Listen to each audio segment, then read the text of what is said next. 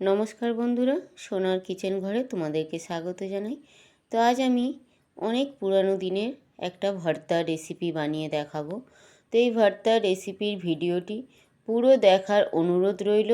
আর এই ভর্তা রেসিপিটি যদি ভালো লাগে কমেন্ট করো, লাইক শেয়ার সাবস্ক্রাইব করে আমার পাশে থেকো। যারা এখনও পর্যন্ত আমার চ্যানেলটিকে সাবস্ক্রাইব করেছো তাদেরকে অসংখ্য অসংখ্য ধন্যবাদ। যারা আমার চ্যানেলটিকে এখনও পর্যন্ত সাবস্ক্রাইব করোনি, অনুরোধ রইল আমার চ্যানেলটিকে সাবস্ক্রাইব করে আমার পাশে থাকার জন্য। তো এই ভর্তাটা বানানোর জন্য এখানে দেখো আমি কচু পাতা নিয়ে নিয়েছি। আর কচু পাতার আমি শিরাগুলো নেব না, আমি এইভাবে পাতাগুলো ছিঁড়ে ছিঁড়ে নিয়ে নেব। তো তোমাদের যেইভাবে সুবিধা হয় তোমরা কিন্তু সেইভাবে ছিঁড়ে নিতে পারো। আমি এখানে হাত দিয়ে এইভাবে ছিঁড়ে ছিঁড়ে পাতাগুলো নিয়ে নিচ্ছি। আমি কিন্তু কচু পাতার যে শিরাটা হয় শিরাটা কিন্তু আমি একদমই নেব না। তো এখানে দেখো আমি পাতাগুলো এইভাবে হাত দিয়ে নিয়ে নেব। আর এই ভর্তাটা কিন্তু গরম গরম ভাতের সঙ্গে ভীষণই ভালো লাগে। এটা কিন্তু আগেকার দিনে প্রচণ্ড খাওয়া হতো, এখন কিন্তু অনেক আর খাওয়া হয় না। তো এইভাবে দেখো আমি পাতাগুলো ছিঁড়ে নিচ্ছি।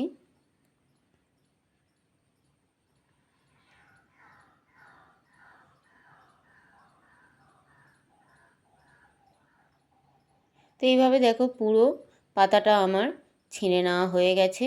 এবারে দেখো শুধু শিরাটা রয়ে গেছে। তো আমি এই শিরাটা নেব না, যার জন্য আমি পাতাগুলো এইভাবে পুরো ছিঁড়ে নিয়ে নিয়েছি। তো এখানে দেখো পাতাগুলো পুরো না হয়ে গেছে। এবার পাতাটা আমি খুব ভালো করে ধুয়ে পরিষ্কার করে নেব। তারপর দেখো এই কচু পাতা ভর্তার জন্য আমি এখানে একটু চিংড়ি মাছ নিয়ে নিয়েছি। চিংড়ি মাছটা আমি ধুয়ে খুব ভালো করে পরিষ্কার করে নিয়েছি। তারপরে দেখো এই চিংড়ি মাছটার মধ্যে আমি একটু নুন দিয়ে দিলাম আর একটু আমি হলুদ গুঁড়ো দিয়ে দিলাম। দিয়ে খুব ভালো করে আমি চিংড়ি মাছটা নুন হলুদটা মাখিয়ে নিলাম। নেওয়ার পরে দেখো এদিকে আমি গ্যাসের মধ্যে একটা কড়াই বসিয়ে দিয়েছি।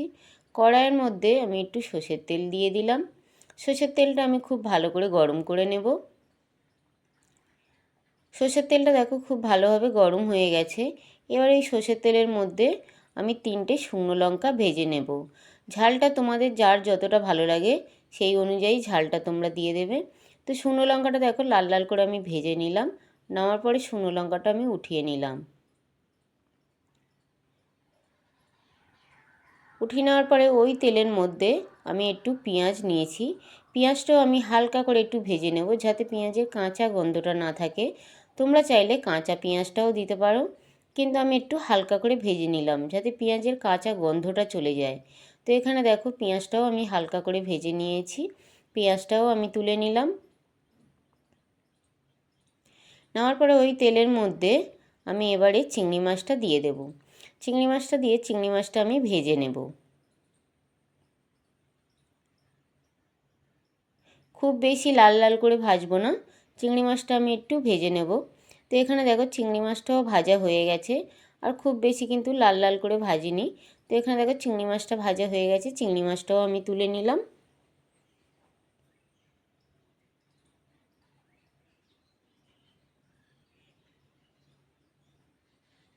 তো চিংড়ি মাছটা তুলে নেওয়ার পরে আমি ওই কড়ার মধ্যে আমি একটু জল দিয়ে দিলাম। খুব বেশি নয়, অল্প পরিমাণে একটু আমি জল দিয়ে দিলাম। জলটার মধ্যে আমি 2টো কাঁচা লঙ্কা দিয়ে দিলাম আর কয়েকটা আমি রসুনের কোয়া দিয়ে দিলাম। দিয়ে এবারে খুব ভালো করে জলটা ফুটিয়ে নেব। আর একটু আমি নুন দিয়ে দিলাম, স্বাদ অনুযায়ী একটু আমি নুন দিয়ে দিলাম। দিয়ে এবার জলটা যখন খুব ভালো করে ফুটে যাবে তখনই কচু পাতাগুলো দিয়ে দিতে হবে।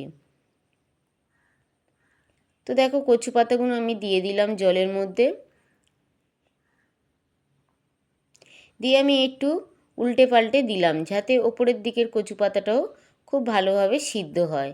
আর এই কচু পাতাটা কিন্তু আমি একদম ঢাকা দেব না, ঢাকা দিলে কিন্তু এই যে কচু পাতার সবুজ রঙটা কিন্তু আর থাকে না, যার জন্য কিন্তু আমি একদম ঢাকা দেব না। আমি কিন্তু গ্যাসটা কমিয়ে দিয়ে আমি এই কচু পাতাটা সিদ্ধ করব। তো এখানে দেখো জলটা কিন্তু অনেকটা কমে গেছে আর কচু পাতাটা প্রায় সিদ্ধ সিদ্ধ হয়ে এসছে। আর যে একটু জল আছে ওই জলটাও কচু পাতার সঙ্গে খুব ভালো করে শুকিয়ে নেব, যার জন্য আরও 2 থেকে 3 মিনিট আমি গ্যাসটা কমিয়ে কচু পাতাটা এইভাবে কড়াইতে রেখে দিলাম। তো এখানে দেখো পুরো জলটা কিন্তু খুব ভালোভাবে শুকিয়ে গেছে আর কচু পাতাটাও খুব সুন্দরভাবে সিদ্ধ হয়ে গেছে। তো কচু পাতাটা সিদ্ধ হয়ে যাওয়ার পরে আমি একটু দেখো খুন্তি দিয়ে একটু ঘেঁটে ঘেঁটে দিচ্ছি। তো এইভাবে কিন্তু খুন্তি দিয়ে একটু ঘেঁটে ঘেঁটে দিতে হবে। দেওয়ার পরে দেখো এখানে কিন্তু কচু পাতাটা পুরো সিদ্ধ হয়ে গেছে, কচু পাতাটা পুরো রেডি। এবার এই কচু পাতাটা আমি উঠিয়ে নিলাম। এখানে দেখো কচু পাতাটা উঠিয়ে নিয়েছি, আমি শুকনো লঙ্কা নিয়ে নিয়েছি, পেঁয়াজ ভাজা নিয়েছি, চিংড়ি ভাজাটা নিয়েছি আর হাফ আমি পাতিলেবু নিয়েছি। তো প্রথমে একটু আমি নুন দিয়ে শুকনো লঙ্কাটা খুব ভালো করে আমি মাখিয়ে নিলাম। খুব ভালো করে মাখিয়ে নিতে হবে যাতে শুকনো লঙ্কাটা একদম কিন্তু ভেঙে ভেঙে যায়। আর এই শুকনো লঙ্কাটা দেওয়ার জন্য কিন্তু এই কচু পাতা ভর্তাটা কিন্তু খেতে ভীষণই ভালো লাগে। তো তোমরা কিন্তু শুকনো লঙ্কাটা অবশ্যই করে দেবে। তারপরে দেখো এখানে আমি পেঁয়াজ ভাজাটাও দিয়ে দিলাম আর চিংড়িটাও আমি একটু ভেঙে ভেঙে দিয়ে দিলাম। দিয়ে এবার এই কচু পাতার সঙ্গে খুব ভালো করে মাখিয়ে নিতে হবে। খুব ভালো করে কিন্তু মাখিয়ে নিতে হবে। তারপরে দেখো এখানে কিন্তু কচু পাতাটা মাখানো হয়ে গেছে। এবার আমি অল্প করে একটু আমি সর্ষের তেল দিয়ে দিলাম, কাঁচা সর্ষের তেল দিয়ে দিলাম আর একটু আমি পাতিলেবুর রস দিলাম। পাতিলেবুর রস দেওয়ার জন্য কিন্তু এই কচু পাতার স্বাদটা আরও কিন্তু বেড়ে যায়।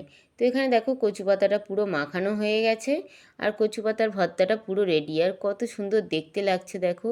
আর এই কচু পাতাটা যত সুন্দর না দেখতে লাগছে, খেতে কিন্তু এর থেকে বেশি ভালো লাগে।